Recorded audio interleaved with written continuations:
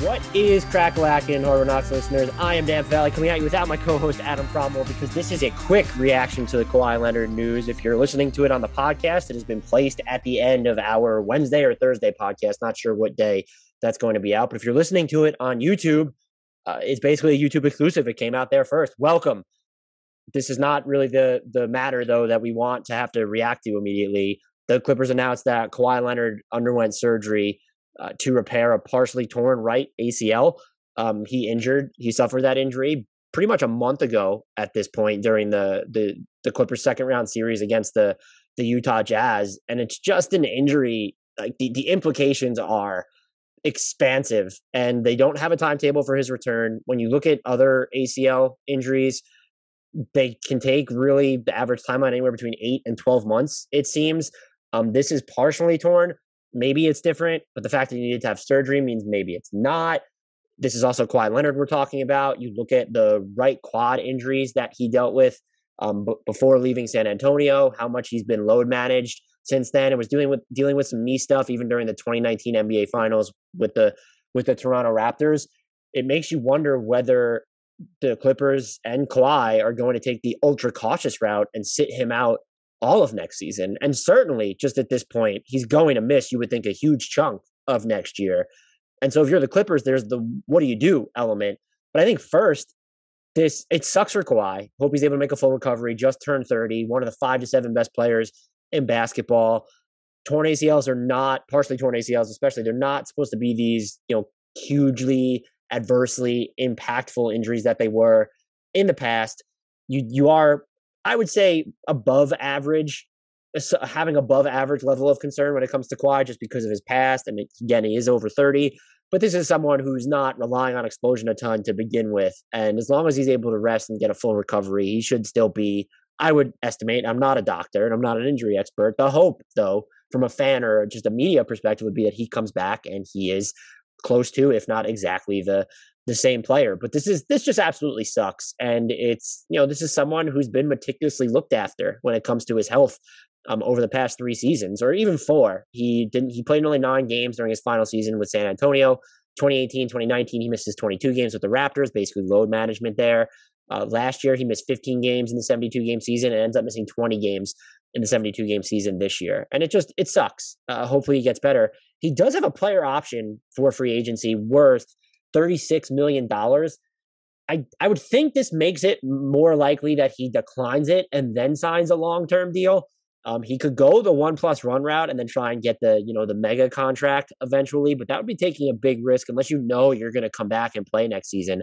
Which is why, if you don't know, you certainly opt out and take the long-term deal you're sure to be offered, because I would assume the market for him doesn't change leading into 2022. But if you just play out next year on the $36 million salary and then enter free agency after not playing for an entire season, who knows what type of shenanigans could be up. He could suffer a setback in his recovery, and his market value could be neutered from that perspective. He is a player where he probably still gets the max money anyway, but just looking at what's the smartest decision financially, I would certainly expect him to just opt out and sign a longer deal, whether that's a 1+1 or 2+1 at this point because he's writing off next year, or just the full-on 4-year deal that he can sign with Los Angeles because they can't offer him a 5-year deal. They only have early bird rights on him right now. The rest of the roster, though, this is just, if you don't think that Kawhi is going to play most of, if not all of next season, they just have a lot of, I don't even know if it's decisions, but they just have some tough calls to make. This season, they were basically a net neutral during the minutes that Kawhi was off the floor, minus 0.1 points per 100 possessions. They ranked 58th percentile on offensive efficiency, and they were 50th percentile on defense.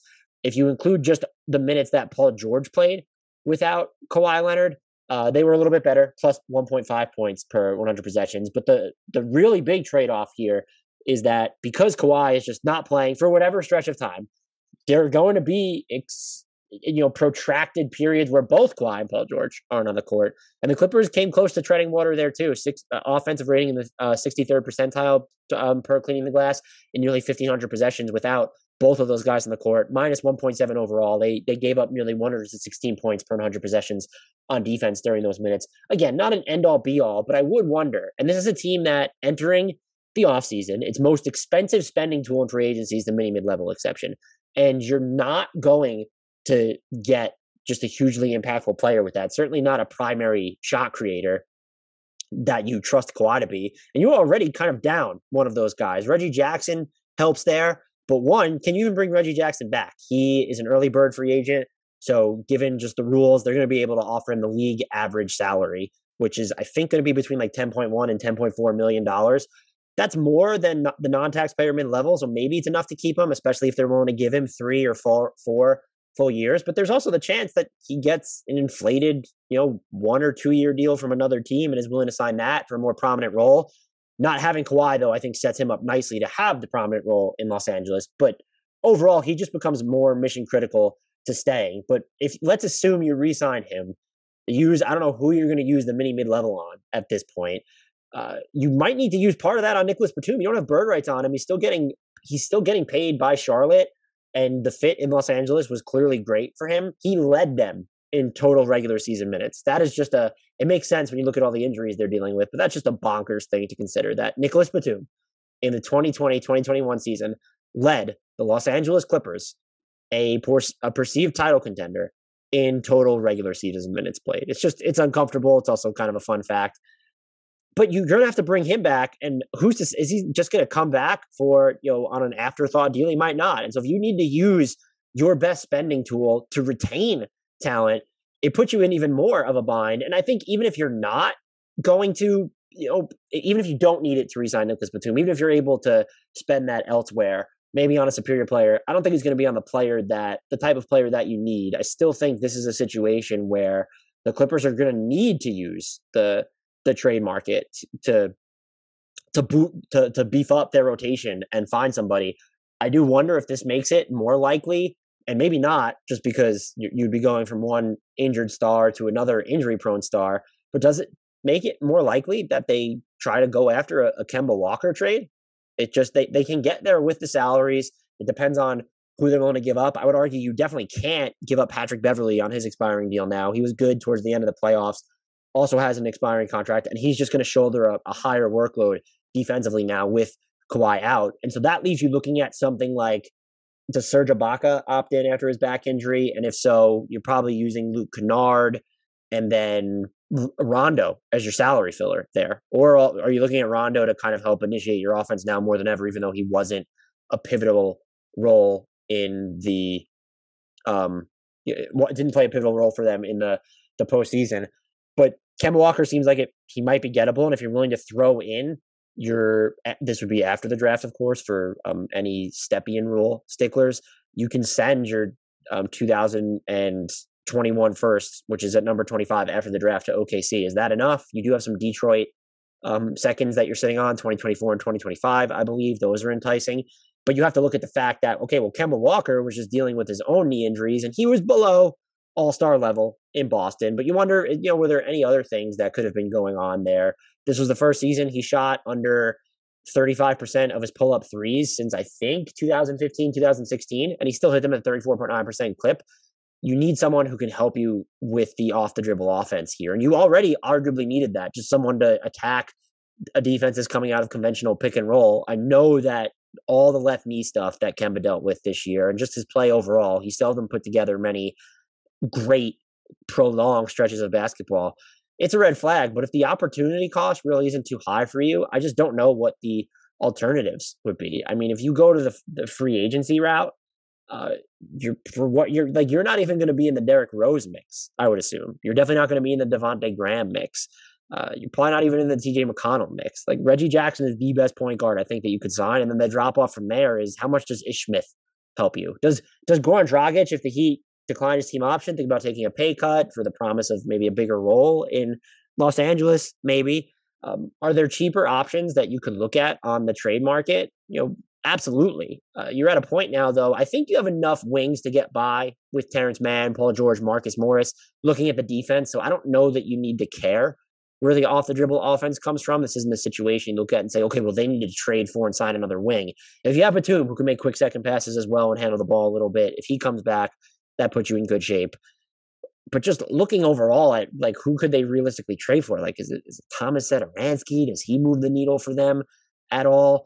Could they get into the Eric Gordon sweepstakes? He shot 58% on his drives, shoots ultra deep threes, just someone who could put the ball on the floor, owed over, I think, $37.6 million guaranteed over the next 2 years. He's not going to have the third year on his contract unless his team wins the finals. So can you get involved with that? Again, you have the salary matching tools when you look at Ibaka and Rondo, and then is Houston just happy to get off of the Eric Gordon contract at this point as possible? He's also working his way back, though, from his own injury. I think he injured I don't remember which knee it was, but I believe he's working off a knee injury. I'll double check that as I'm speaking.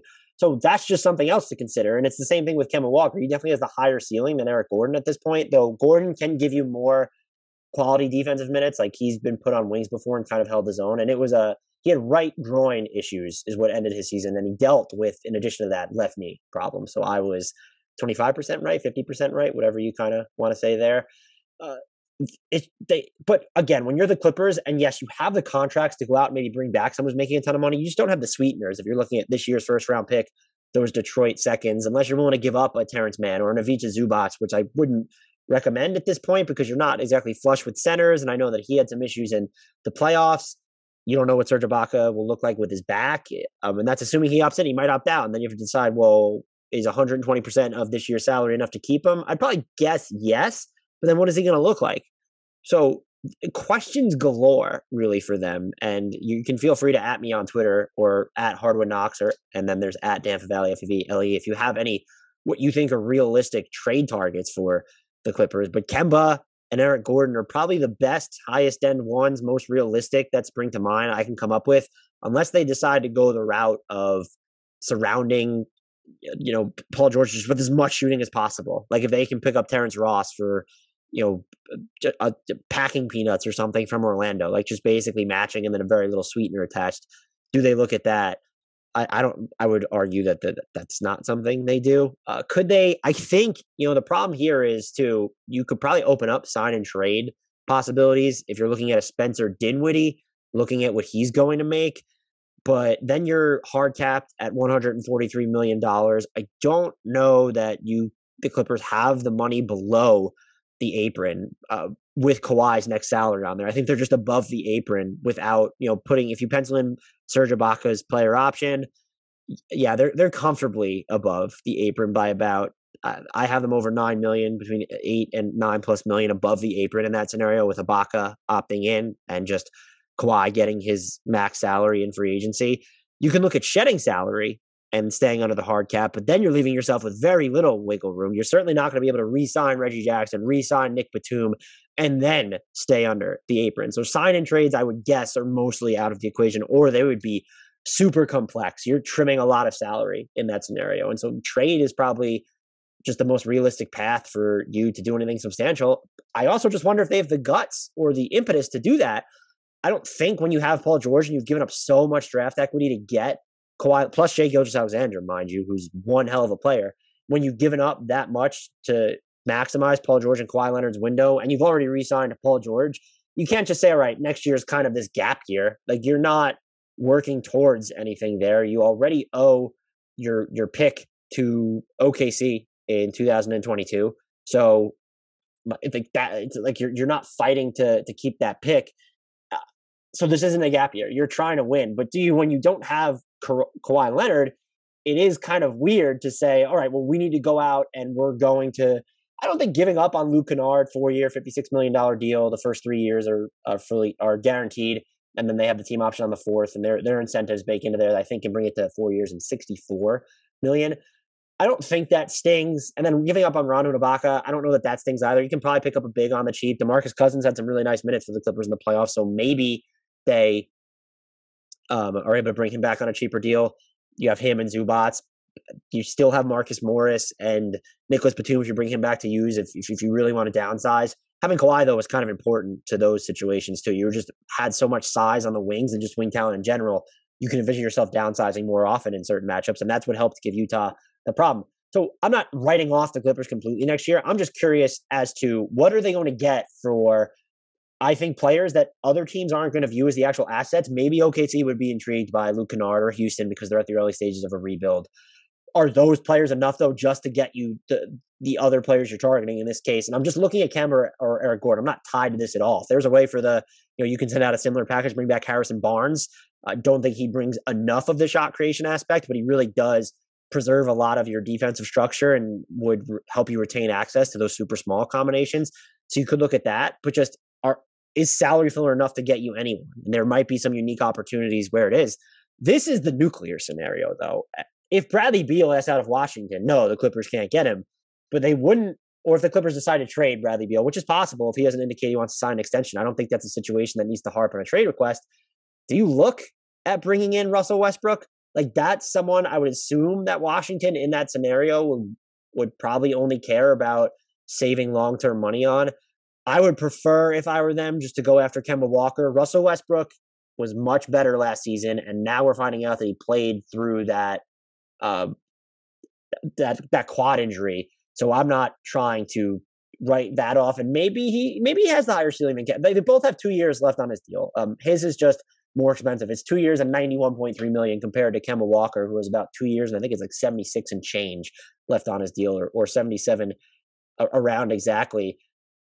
That's just a huge commitment. And then you have Kawhi, Paul George, and Russell Westbrook in 2022, 2023, making just a crap ton of money. I don't know how you feel about that. At the same time, maybe you look at it as if you truly do believe that Russell Westbrook is still an all-NBA caliber player, especially for a team. He's already played with Paul George and OKC, and it worked out fairly well for them until they got to the playoffs.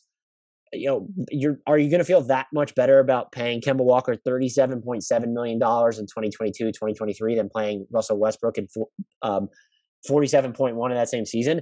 If Kemba's Kemba, I would say yes, but that matters. But he has the knee stuff that he's dealing with. Russell Westbrook also isn't a billboard for health at this point. The fact that he played through a quad injury this year is certainly impressive. And he really did pick up towards the end of the year. He was a huge part of why the Wizards really turned their season around. But then you still need a confluence of circumstances in this case to tilt in your favor, which is one, the Wizards entering a rebuild, and two, that entails them wanting or being forced to move off Bradley Beal, and then three, not wanting actual value for Russell Westbrook because the best you can offer is number 26 attached to salary filler. And it's much harder to just get to his money than Kemba's, by the way. You might be looking at a scenario where you have to include Patrick Beverley unless you're going to go the 5-for-1 route, your pick plus four players. And there for us, just that's some things to consider. Very, very sad to see this happen for Kawhi Leonard. It has a huge impact on the championship land case in the Western Conference next year. I wonder if it emboldens, the Lakers are teams that are always going to be there, but does it embolden other teams that are maybe on the fringes to think, okay, the Clippers are kind of out of it next year. You're not going to view them as a title contender unless you think Kawhi is going to come back and just beat Kawhi right away. But whether he comes back, how late in the season, what does he look like after, let's say 8 months at minimum? I would argue closer to 10 months of basketball. And, if we just say from the moment he got injured, Kawhi Leonard will return 10 months from that day, you're looking at April 16th. That's right around the start of the playoffs. So I don't, it's basically the entire regular season. If it's 8, then yeah, okay, then it's a lot earlier. With Kawhi, I can't wrap my head around it being that much sooner. So, but just other teams, and maybe not, just because the championship hierarchy in the West is almost kind of set. You knew the Nuggets, even though they don't have Jamal Murray next season, weren't just going to fall out of it. But maybe they would be more aggressive this offseason, and especially if Will Barton opts out, and kind of just looking to add talent if they had Jamal Murray. So they're another team that could be sort of just, okay, well, we're going to not going to do anything too drastic because we're not going to have our team at full strength. We're not going to be able to reap the full benefits of this for at least another season. A lot of people think Jamal Murray will be back by December or January because he's Jamal Murray. Maybe that's part of their calculus. But just, you have the Lakers, you have the Suns, assuming that Chris Paul comes back, you have the Jazz, the Mavericks, and the Blazers are those fringe teams. The Blazers, does this make them more inclined to swing a big move, a trade most likely? I would argue no, because it would be Damian Lillard's future that does that. If they weren't going to make this huge move before this gamble, they wouldn't now. Dallas is in kind of the similar position. They just changed head coaches, and Luka doesn't seem like he's too happy with how their seasons have ended. So maybe you're a little bit more willing to do something drastic. The Warriors would be the team that I look at and go, okay, the Clippers, if you just don't pencil them in as the true title contender next year, that theoretically makes the championship race a little bit easier. Are you now a little bit more likely to consider going hard after a fringe star in a trade using some combination of James Wiseman, number 7, number 14, and then other stuff, be it future first rounders or Andrew Wiggins. I don't know. Either way, as of right now, the Western Conference championship pecking order, it's a little shallower and it's a little bit more murky. And it was already a little murky. There are questions that need to be answered with what do the Nuggets look like without Jamal Murray for, let's say, a lion's share of the season at least. And now we're asking the same question of the Clippers. You had the teams hovering around on the fringes and the Mavericks and the Blazers. We assume the Lakers will be right there if they're healthy. The Warriors are the team maybe that this impacts the most. I don't think you're going to see a team like the Grizzlies be like, oh, Kawhi's injured, we need to go out and trade for Zach LaVine or Bradley Beal. I would love that. I love seeing small markets, non-glamour markets act in that fashion, but I don't think we're going to see that from them or the Pelicans all of a sudden. Moral of the story, this sucks. I do think that this really does force the Clippers into a quasi gap year where no, you can't afford to treat next season like a gap year, but I wouldn't put them in the upper echelon of title contenders. I think if we're just accounting for full health of all the players who are available, you have the Lakers there, you have the Suns there if Chris Paul comes back, you throw the Jazz in there if they have Mike Conley come back. That's kind of it for the first tier. There'd be a bunch of wild cards after that. Nuggets, Clippers, Mavericks, Blazers, Golden State Warriors. We'll see if anyone else can sneak in there. Thank you all for listening. Please, please, pretty please remember to subscribe to Hardwood Knocks wherever you listen to your podcast. We are on every podcast player imaginable. Please throw us ratings and reviews on iTunes. That's one of the best ways to help us out. Subscribe, download every episode wherever you get your podcast. Follow us on YouTube. Subscribe there, youtube.com. Search Hardwood Knocks. If you're listening to this on YouTube, hit that subscribe button right now and like it. Comments, we look at those too. We'll respond as well. We are on Instagram. There will be IG exclusive content that is posted as well at Hardwood_Knocks. And we are on Twitter also at Hardwood Knocks, spelled exactly as it sounds.